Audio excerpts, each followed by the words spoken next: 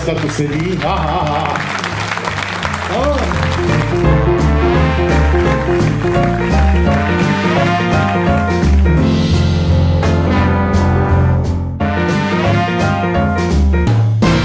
A jedného dňa mi zavolal Peťo a povedal: Julko, chystám v Bratislave Drakulu a v Nitre Fidlikanta na streche. Môžeš prísť? A viete, od tohto momentu sa mne zmenil život. Ja som mal prácu, ja som mal vedľa seba úžasného človeka, úžasného priateľa, ktorý mi chýba a ťažko hľadám, neviem nájsť takéhoto priateľa.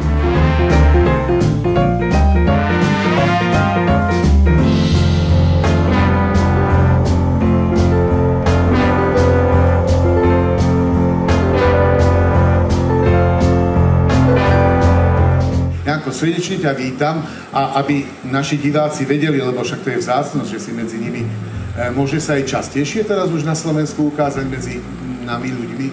Samozrejme, ja som veľmi rád, že mám možnosť pomôcť. Ja viem, že si potreboval nosiča a to som vždycky pripravený a pripravený takisto aj na všetko ostatné. Čo by som neurobil pre takého manga, ktorý vytvoril takýto fantastický festival a tvorí ho ďalej.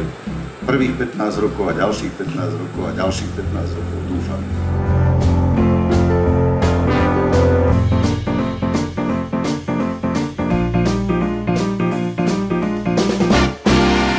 Tak ja by som v prvom rade chcela zagratulovať organizátorom, že je to 15. ročník a že je to spomienka na pána Bednárika. Vlastne neexistuje žiaden projekt na Slovensku, čo by pripomínal veľké dielo veľkého majstra, s ktorým osobne som sa ja mohla zúčastniť, spoznať a aj spolupracovať.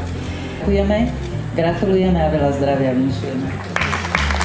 Dámy, veľmi vám ďakujem a teraz odovzdávame slovo, ale budem asi musieť držať mikrofón, lebo máte plné... Aha, už nemusím.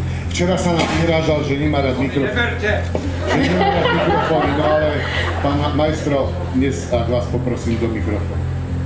Áno, ale pekne vás poprosím, keby ste mi poradili, čo mám... Funguje to? Čo mám povedať? Lebo v prvom rade, čo len chcete. Veľmi vás ľúbim všetkých, ako tu sedíte. Nech ste ženy, chlapi, deti, všetkých vás milujem. Ďakujem vám.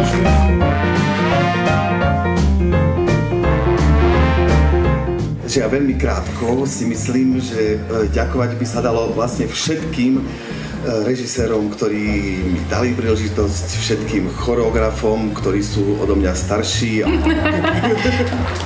Ďakujem.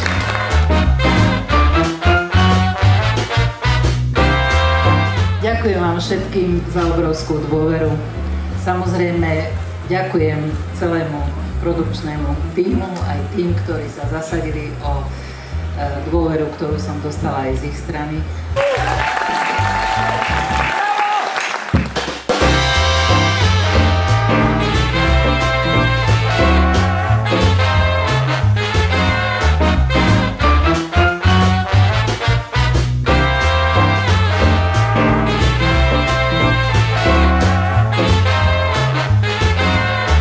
A tých 15 rokov tú dušu a to srdce dala Jano Kubič.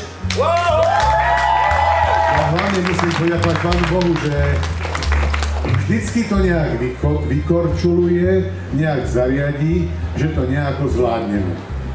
Takže tak nejak asi, priatelia. A hlavne za vás všetkých ďakujem. Aj koľaj.